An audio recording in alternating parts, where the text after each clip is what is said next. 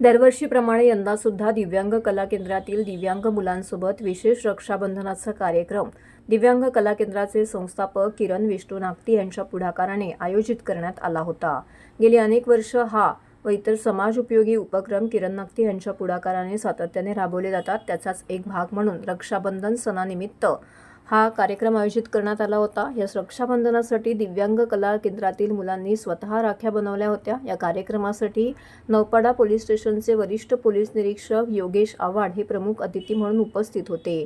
Naupada police स्टेशनचा इतर staff देखील या ठिकाणी कार्यक्रमाच्या प्रसंगी आवर्जून उपस्थित होता।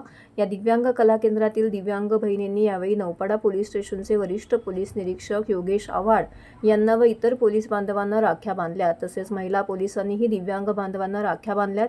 यावेळी किरण नागती यांनी नौपाडा पोलीस स्टेशनचे वरिष्ठ पोलीस निरीक्षक योगेश आव्हाड व संपूर्ण स्टाफचा यथोचित स्वागत सत्कार केला।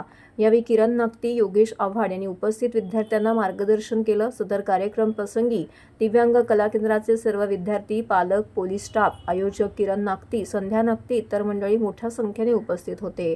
यावेळी पोलीस निरीक्षक योगेश आव्हाड, दिव्यांग कला केंद्राचे संस्थापक किरण नागती यांनी प्रसार माध्यमांशी बोलताना अधिक माहिती दिली।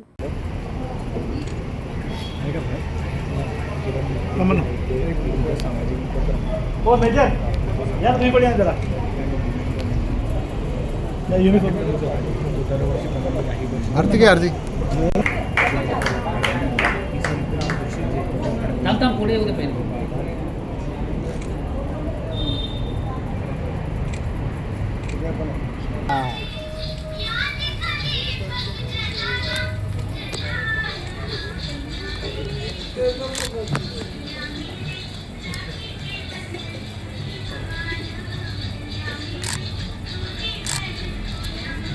Okay, thank you.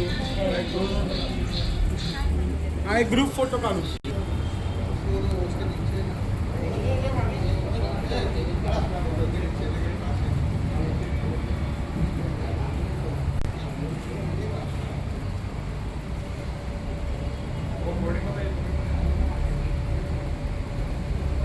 दिव्यांग बंधन या नावानं खरं तर दिव्यांग कला केंद्राच्या माध्यमातून गेली 9 वर्ष आपण रक्षाबंधनाचा एक आगळा वेगळा उपक्रम हाती घेतलेला आहे।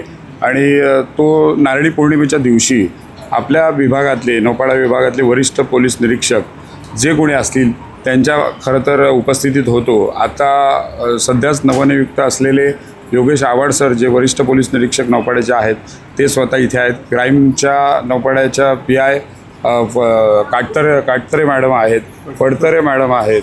त्याच्यामुळे ह्या सगळ्या यांच्या उपस्थितीमध्ये आज ती दिव्यांग कला केंद्रातली एक आपली विशेष असलेली दिव्यांग बहीण जी आपल्या भावाला, पोलीस मित्राला जेव्हा मनगटावर राखी बांधते तेव्हा वर्षभर तिला माहिती असतं की माझं रक्षण करणारा हा माझा भाऊ आहे। एक भावना ती महत्त्वाची असते।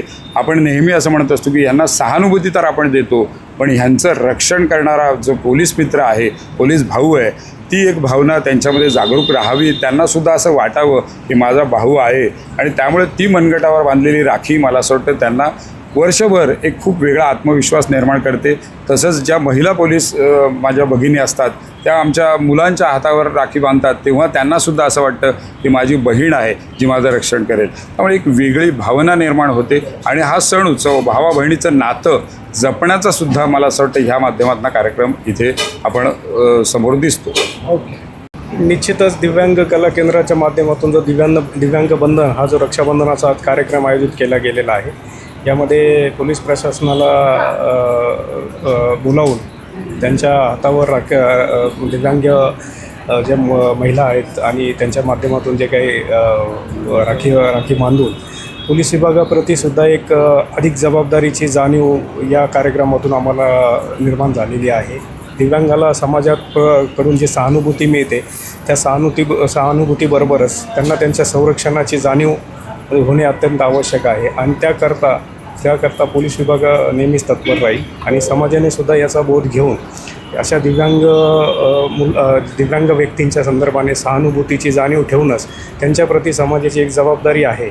या नात्याने त्यांचं संरक्षण करणे अत्यंत आवश्यक आहे व त्यासाठी पोलीस विभागाला त्यांची मदत मिळणं अत्यंत आवश्यक आहे। चांगलं वाटतंय, काय छान वाटतंय। राखी कोणी तयार केली होती? आम्हीच केली। आम्हीच केली सगळ्यांनी मिळून राखी. आपल्या भावासाठी राखी तयार करून बांधली कसं वाटतं? छान वाटतंय, चांगलं वाटतं.